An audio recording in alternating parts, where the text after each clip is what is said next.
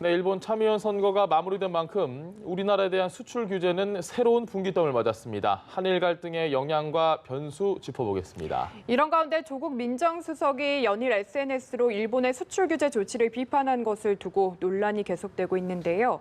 김성환 시사평론가, 김병민 경희대 겸임교수와 함께 관련 내용 짚어보겠습니다. 안녕하십니까? 예, 안녕하세요. 오셨습니까? 자, 아베 총리가 참의원 선거에서 과반 확보는 했지만 일단 개헌안 발의 가능한 의석 확보는 실패를 했거든요. 저희가 영상 준비했습니다. 보고 이야기 나눠보시죠.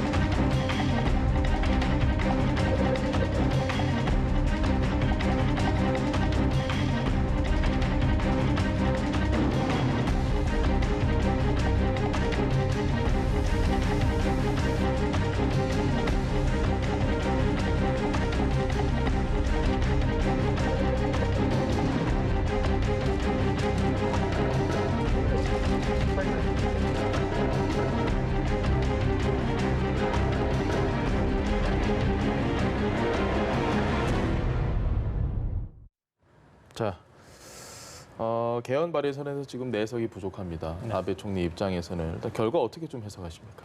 일단 뭐 일본 국내 언론도 마찬가지고요. 예측한 만큼 나왔다 이렇게 봐야 될 것 같습니다. 예. 근데 사실 뭐 아베 정부가 잘해서 이렇게 과반을 넘고 개헌 발의선에서 한 4석 정도 부족한 의석까지 확보하느냐 그건 또 아니거든요. 대안이 없죠. 지금. 네, 맞습니다. 그러니까 일본 야당이라고 할 만한 곳에 존재감이 좀 별로 없습니다. 예. 그래서 현재 자민당이 계속 이제 우위를 점할 수밖에 없는 상황이고요. 그리고 뭐 아베노믹스라고 해서 그동안에 굉장히 경기 부양을 많이 했는데도 불구하고 아베 그 정권 내내 한 1% 성장밖에 안 되고 있는 상황입니다. 지금도 그렇게 일본 정부가 그렇게 경제가 좋은 상황도 아닙니다. 예. 그렇기 때문에 일반적으로 우리 국내에서 투표 심판론이 얘기될 만한 상황은 아니다. 그렇기 때문에 한 과반 정도 의석을 차지할 거라고 하는 예측이 어느 정도는 그냥 맞았다 이렇게 봐야 되지 않을까 싶습니다. 그러니까 우리 입장에서는 다행이다라고 생각할 수도 있고 좀 해석을 과잉 해석하는 측면도 있는데 좀 차분하게 해석하면 예측한 대로 나왔다 이렇게 봐야 되지 않을까 싶습니다. 알겠습니다. 네, 교수님은 어떻게 보셨습니까? 네, 뭐 전쟁 가능한 국가로의 꿈이 아베 총리가 계속해서 얘기하고 있었던 거지만 예. 일단은 개헌이 가능한 의석수 확보는 실패한 것으로 보입니다.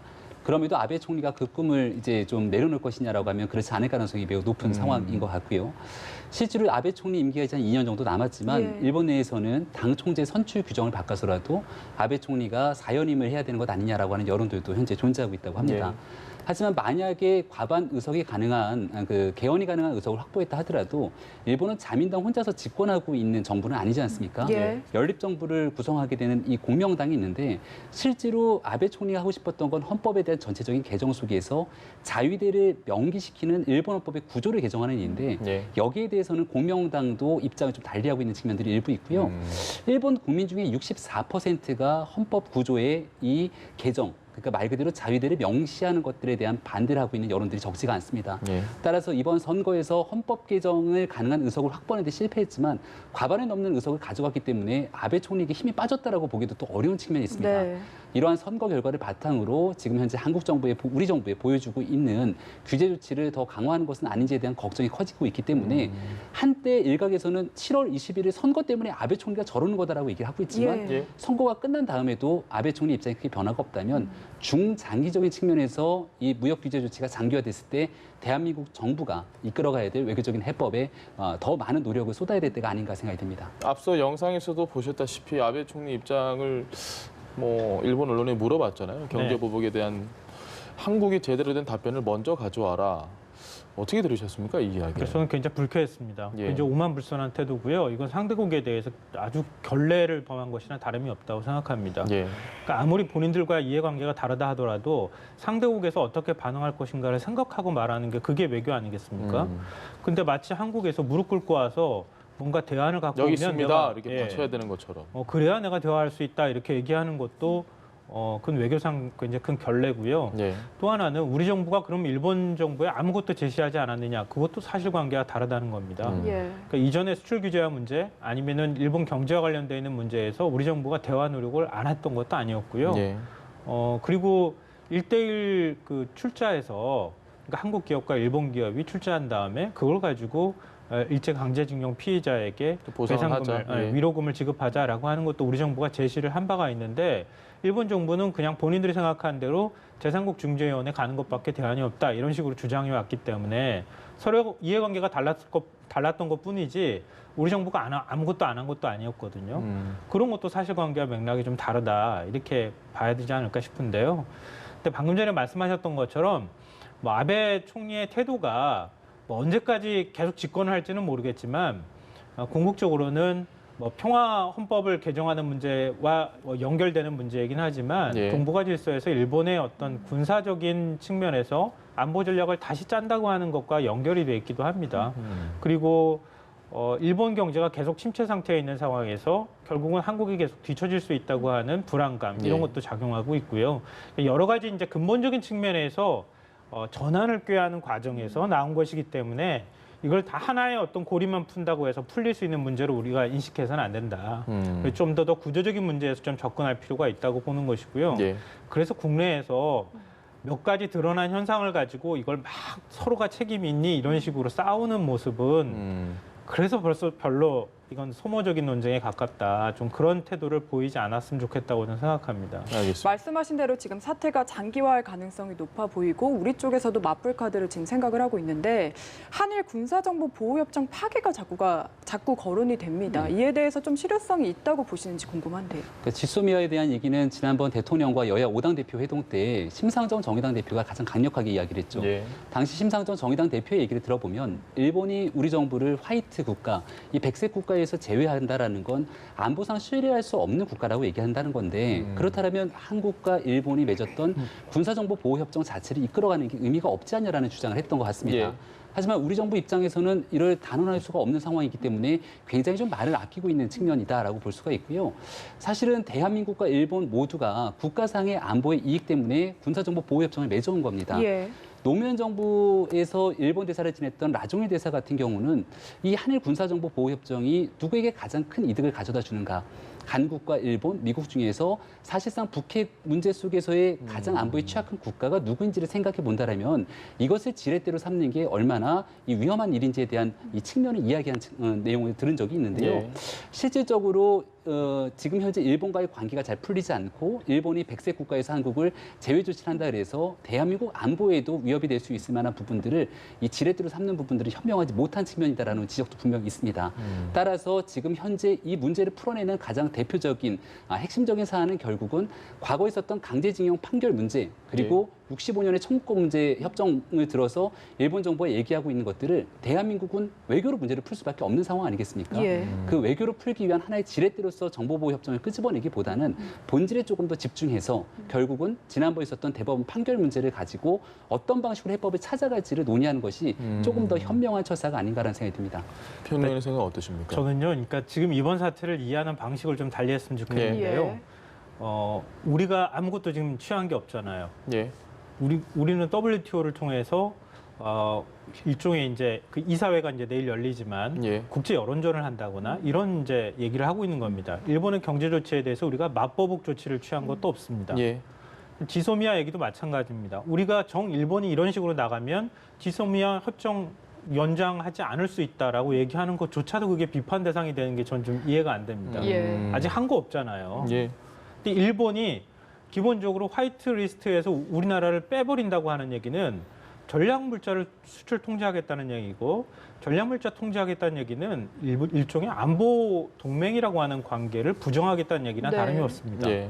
또 안보 동맹 국가라고 인정하지 않는데 지소미아라고 하는 이 관계를 서로 맺어야 할 필요가 있는가라고 하는 논리적인 얘기를 꺼내는 것조차도 이걸 못하게 한다는 것을 저는 이해할 수가 없고요. 예. 예. 그러니까 그런 주장에 밑바탕에 깔려 있는 인식은 제가 가질 때 좀 위험하다고 보는 것은 우리가 너무 일본이나 중국만큼 전 세계적인 경제 대국이야라고 우리를 과대평가하는 것도 문제가 있지만 그렇다고 일본 없으면 우리가 금방 죽을 것처럼 대하는 것도 저는 문제가 있다고 과소평가하는 생각합니다. 거군. 그러니까 좀 당당한 태도를 취할 필요가 있다고 생각해요.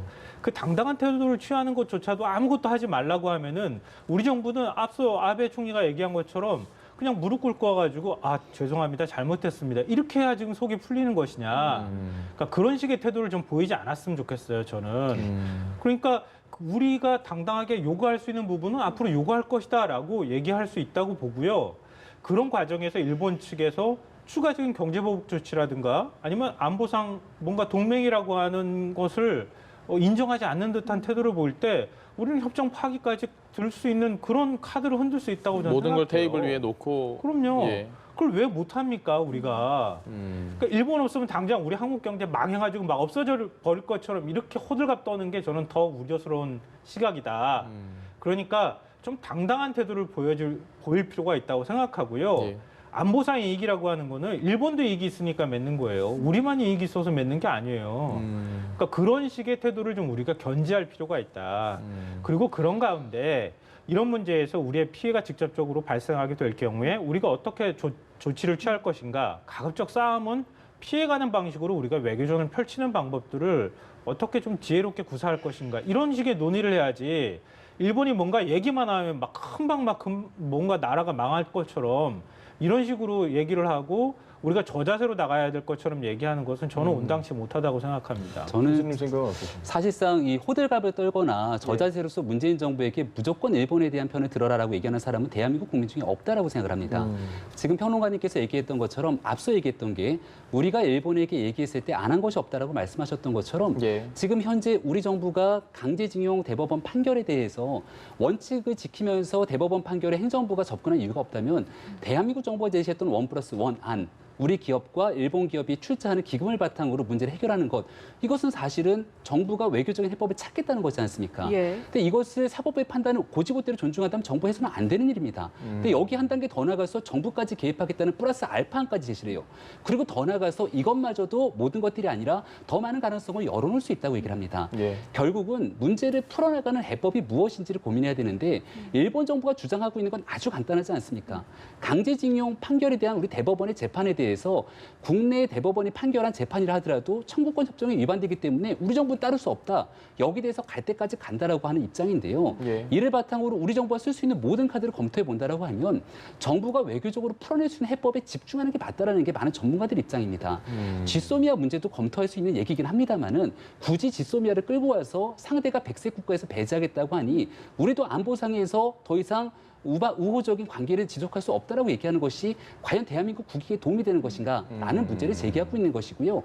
사건의 본질로 돌아가서 모든 옵션과 가능성들을 검토하고 외교적으로 대화하기 위한 해법을 도모한다면 문제는 생각보다 쉽게 풀릴 수 있다는 겁니다. 하지만 우리 정부가 그동안 1+1 안을 비롯해서 강제징용 재판에 대해서는 더 이상 사법부의 판단일 뿐 정부는 나서지 않겠다라고 예. 일본과의 대화를 거부해오지 않았습니까? 그런 측면에서 지금 갈등이 증폭되고 난 뒤에 여러 가지 입장의 차이들이 있어나고 있는 상황이 있기 때문에 조금 더 외교적으로 현명한 대화를 풀어나가기 위한 모든 조건들을 검토하는 게 온당하지 않느냐는 얘기 드리는 겁니다. 굉장히 좀 첨예한 상황인 것 같은데 조국 수석 SNS에 대한 생각은 어떠십니까? 그러니까 태도의 측면에서 저는 뭐 개인적으로 동의하기는 어렵습니다. 예. 현직 민정수석이 이런 식으로 글을 쓰는 그 태도에 관해서는 저는 동의하기 어려운데요. 글 내용에 대해서는 동의합니다. 동의하시고. 예. 그러니까 인법적으로 애국이냐 이적이냐 이렇게 구분하는 것은 좀 위험할 수 있다고 생각하고요. 개인적으로 그런 시각에도 동의하지는 않습니다. 예. 다만 조국 수석이 얘기한 것처럼 그러니까 지금 보수 야당이나 또 보수 진영에서 얘기가 나오는 것처럼 마치 한일 청구권 협정을 우리가 인정하면 될 거 아니라는 태도를 보이는 것이라든가 일제 강제징용 피해자 문제에 있어서 이미 다 해결될 문제를 왜 지금 자꾸 꺼내느냐라고 하는 이런 얘기를 하는 것은 기본적으로 우리나라 최고법원이 대법원 판결을 부정하는 행위나 다름이 없다. 이렇게 얘기하는 것이 이렇게 주장하는 것이 과연 맞는가라는 것은 전 동의할 수 없고요. 그렇기 때문에 저는 보수 진영에서 지금 본인들의 태도를 좀 분명히 할 필요가 있다고 생각합니다. 예. 저는 어떤 문제가 있다고 생각하냐면은 크게 두 가지인데요. 첫째로는 자기 성찰적 태도가 없습니다. 그러니까 이런 위기 상황이 발생한 게 단순히 문재인 정부 들어서서 대법원이 일제 강제징용 배상 판결을 낸 거 그거 하나로만 이런 문제가 생긴 건 아니지 않습니까? 예. 이미 박근혜 정부, 이명박 정부 시절부터 시작해가지고 아베 정부하고 계속 꼬인 관계를 유지해왔고 서로 간에 얼굴도 쳐다보지 않는 관계를 계속 유지해왔던 겁니다. 그런 관계가 지속되는 과정에서 일제 강제징용 배상 판결이 나왔던 것이고요. 예. 그것에 대해서 일본 정부에서 문제 제기를 했던 겁니다. 그리고 강제징용 배상 판결이 나온 것이 마치 무슨 일본 정부에 대해서 우리가 책임을 묻는 것처럼 얘기하는데 그 배상 판결 자체도 일본 정부에 대해서 책임 묻는 게 아닙니다. 기업이죠. 예, 예. 개인과 기업에 대해서 물었던 겁니다. 그러면 대법원이 기본적으로 한일 청구권 협정도 검토하지 않고 그리고 내린 판결이라고 얘기할 수 없는 거잖아요. 다 그 내용까지 검토했던 것이고 지금 뭐 보수 신문에서 주장하는 바처럼 노무현 정부 시절에 2005년도에 그때 그 강제징용 배상 판결과 관련해서 법도 특별법 만들고 이렇게 했을 때 다 끝났던 거 아니냐라고 얘기했던 것도 대법원이 다 검토했던 겁니다. 예. 그러고 내린 결정인데 그것에 대해서 마치 모든 게 다 끝났다고 얘기하는 것은 사실관계에서도 다르고요. 그런 식의 태도를 한국 국내에서 얘기를 하는 게 과연 타당하냐 이런 부분에 대해서 저도 좀 일본에서 동의하지 나올 수 있는 않습니다. 주장이다. 네. 그러니까 문재인 정부의 외교적 뭐 미온적인 태도라든가 예. 아니면은 뭐 일부 마음에 안 들거나 부족한 부분이 있었다 그러면은 그걸 비판하는 태도는 어느 정도 인정할 수 있을지 모르겠으나 예. 그 적이 문재인 정부의 잘못함을 지적하는 것과 마치 이 모든 문제가 문재인 정부 때문에 생긴 것처럼 얘기하는 것은 다르다는 거예요. 마치 이 모든 문제가 문재인 정부 때문에 생겼다고 주장하는 것은 곧 일본이 주장하는 거랑 논리가 똑같고요. 예. 일본의 논리에, 일본의 국익 논리에 동조하는 것이나 다름이 없다. 그러니까 미우면 아무리 밉다 하더라도 지적할 건 지적하더라도 그렇다고 일본 편에 서서 일본의 손을 들어주는 행동은 하지 말아야 될 거 아니겠습니까? 그런 측면에서 저는 조국 민정수석에 대해서 태도의 비판은 있을 수 있다고 생각하지만 그 내용의 본질적인 측면에서 동의한다. 그걸 야당이 주장하는 부분에 대해서는 개인적으로 동의하기 어렵습니다. 알겠습니다. 네. 내용 네. 자체는 동의한다고 하셨습니다. 어떤 아마 조국 수석이 오랬던 사법적 판결에 관한 부분을 이야기하고 있는 건데 대한민국 국민 중에서 지난번에 있었던 대법원 판결에 대한 문제를 제기하고 있는 사람들이 과연 얼마나 될까라는 얘기를 좀 드릴 수밖에 없는 것이고요. 대법원 판결 자체에 대해서는 충분한 존중을 해야 되는 것이 대한민국 국민 입장에서 마땅한 일 아니겠습니까? 예. 다만 대법원 판결 그대로 만약 문제를 집행하게 된다면 일본에서 강제징용했던 기업이 당시의 징용 피해자들에게 배상을 해야 되는데 일본 기업은 배상하려고 하는 의지가 없습니다. 예. 그럼 여기에 대해서 대한민국 국내에 있는 일본 기업의 자산을 매각해서 예. 피해자분들에게 그 배상금을 전해줘야 되지만 예. 그 문제를 대한민국 대법원도 대한민국 정부도 선뜻 카드를 꺼내지 못하고 있지 않습니까? 예. 왜냐하면 그런 방식의 집행이 이루어졌을 경우에 일본 내부에 있는 대한민국 기업 등에 대한 또 다른 피해가 이어지게 될 수 있는 가능성을 배제할 수 없고 외교적 막찰이 극대화될 수밖에 없기 때문에 중간에 정부가 나서서 외교적인 문제를 찾아야 된다라고 많은 전문가들이 이야기하는 이유가 거기에 있는 겁니다. 이런 나름대로 정부에 대한 일본에 대해서 충분히 외교적인 노력과 해법이 필요하다고 얘기하는 인사들에게까지 이분법적 논리로 애국이 아니면 이적이다라고 구분하게 되는 상황들은 과연 우리가 어떻게 받아들여야 좋을 것인가에 대한 문제는 당연히 제기할 수 있을 것이고요. 예. 오죽하면 더불어민주당 여당의 사무총장인 윤호중 사무총장도 네. 한일 관계를 이분법적으로 단정 표현할 수는 없다라고 얘기하고 있고요. 예. 많은 외교 전문가들도 민정수석에 나서서 이런 이야기를 하는 것이 자칫 잘못된 오해를 가져올 수도 있다는 건데요. 민정수석의 역할이 좀 있지 않습니까? 예. 이제 조금 있으면 7말 8초 개각이 다가오게 될 건데 예. 과연 얼마나 많은 정부 내각의 인사들에 대한 인사검증 제대로 하시고 있는 건지 묻지 않을 수 없고 강경화 외교부 장관의 모습이 보이지가 않습니다. 실제로 문제를 풀어가기 위해서 해야 되는 외교부 장관이 보이지 네. 않고 그리고 산업통상부 장관이 나서서 우리 기업들이 가지고 있는 피해를 해결한다고 얘기하지 않았습니까? 지금은 국민에 대한 감정들을 더 자극시킬 수 있는 일들을 정치권과 정부 인사가 할 때가 아니라 명확하게 우리 기업이 반도체와 디스플레이에서 피해를 입고 있는 기업들이 있다면 여기에 대해서 연구하고 고민해서 대책을 마련하겠다고 하는 그 대책이 무엇인지를 집중하는 게 책임 있는 정부 당직자들의 역할이 아닐까 생각이 듭니다. 정치권 얘기 좀 해볼까요? 네, 문제가 터지고 나니까 왜 이 대안을 못 만들었냐고 마구잡이로 비판하는 게 과연 맞는지 모르겠습니다. 만약에 그게 그럴 정도로 심각한 문제였다고 하면 대법원에서 판결 나왔을 때 이미 얘기해야 되는 거 아닙니까? 정치적으로 해결해야 할 필요성에 예. 정치적 해결의 필요성에 대해서 그때 먼저 제기했어야 되지 않습니까? 근데 이미 문제가 발생하고 난 다음에 그때 왜 그렇게 하지 않았느냐라고 얘기하는 건 본인들도 제대로 된 대안을 내놓지 못하고 못 해왔다고 하는 것을 자인하는 것이나 다름이 없다. 이렇게 생각하고요. 근데 단순히 이게 일제 강제징용 배상 판결 하나로만 문제 제기가 됐던 것은 아닙니다. 네. 그 예를 들어서요. 대법원에서 강제징용 배상 판결을 내놨을 때 그럼 정부가 배상 판결 내는 거 이거 잘못된 겁니다. 이렇게 얘기하면서 정치적 해결하겠다고 얘기할 수 있겠습니까? 그럼 대법원 판결 나온 직후에 그건 우리 정부가 정부 차원에서 해결할 수 있는 문제가 아니에요. 네.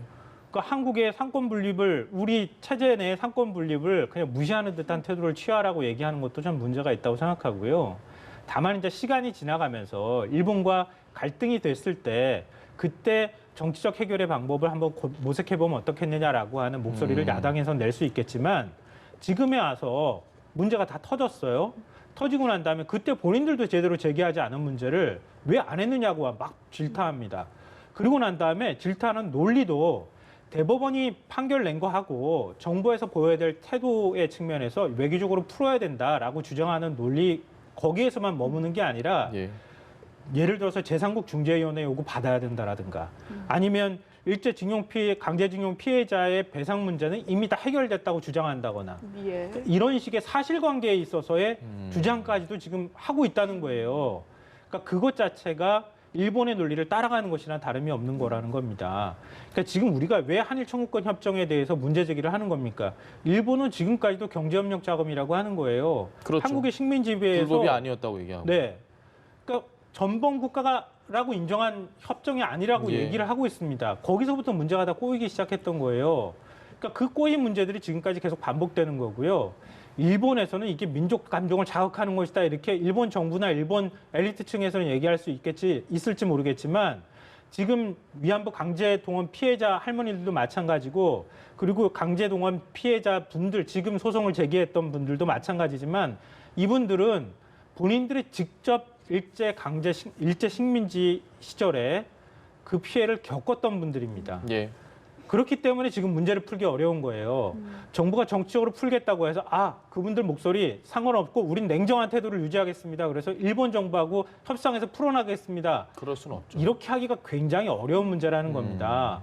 그러니까 그분들의 목소리를 제대로 듣지 않고 한일 위안부 협정을 덜컥 맺어버린 정부도 굉장히 큰 전 책임이 있다고 생각하고요. 그분들의 여전히 생존해 계시고 그분들의 목소리를 내는 것을 우리는 외면할 수 없는 입장입니다. 거기서부터 우리가 문제를 어떻게 해결할 것인가. 장기적으로 지금 관계에서 조금 관계가 꼬인다 하더라도 이 문제를 어떻게 감수하면서 좀 더 궁극적이고 완벽한 해결을 우리가 추구해 갈 것인가. 이런 방법들을 고민해야지 그거는 감정적인 문제고 그건 비이성적인 문제고 한일 정부가 정부 차원에서 해결하면 마치 다 될 것처럼 얘기하는 이런 논거가 네. 과연 맞는 것인지는 저는 동의하기 어렵습니다. 알겠습니다. 한 가지만 마지막으로 더 여쭤보겠습니다. 조선시대부터 해서 일본만 엮이면 자꾸 우리 내부에서도 뭔가 좀 의견이 나뉘는 게 역사인 것 같은데 지금 어쨌든 국민들 여론을 보면 문재인 대통령 지지율 아주 높아지고 있습니다. 8개월 만에 최고치거든요. 네. 이런 걸 보면 좀 국민들이 많이 응원을 하고 있구나라고 저희가 이해를 하면 되겠습니다. 저도 국민의 한 사람으로서 아베 총리의 행태에 대해서 분노합니다. 네. 그리고 일본 정부가 하고 있는 무역 규제 보복 조치 등에 대해서 충분하게 문제 제기를 하는 건 당연한 일이라고 보고요. 네. 그렇기 때문에 저는 지난주에 있었던 대통령과 여야 5당 대표가 만나서 함께 공통된 자세로서 문제를 인식하고 문제를 풀어나가기 위한 해법을 도모한다는 차원 속에서 대통령의 힘을 조금 더 실어줘야 되지 않겠는가라고 하는 여론들이 작동되지 않았는가라는 예. 생각이 듭니다. 네. 그만큼 많은 여론들을 바탕으로 대통령에게 여야가 초당적 협력을 통해서 힘을 실어준 만큼 정부는 조금 더 냉철하고 객관적으로 문제를 풀어나가기 위한 노력이 필요한 겁니다. 근데 여기에 찬물을 확 끼얹은 사람이 바로 저는 조국석이라고 생각을 해요. 조금 전에 애국 이적에 관한 얘기를 했는데 예. 표준 국어 대사전에서 이적의 정의는 이렇습니다. 적을 이롭게 함. 예. 대한민국에서 현재로서 애국 아닌 이적으로 편가르기가 만약 진행이 된다면 이적 행위를 한다는 사람들은 적은 일본을 적으로 규정한다는 건 아니겠습니까? 대한민국에서 책임 있는 민정수석의 자리에 있는 분입니다. 우리가 지금 현재 분단에 맞대고 있는 북한 문제를 얘기하면서도 주적이니 적에 관한 이야기만 나왔을 때 굉장히 불편한 심기를 네. 가지고 있는 인사들이 적지가 않은데요.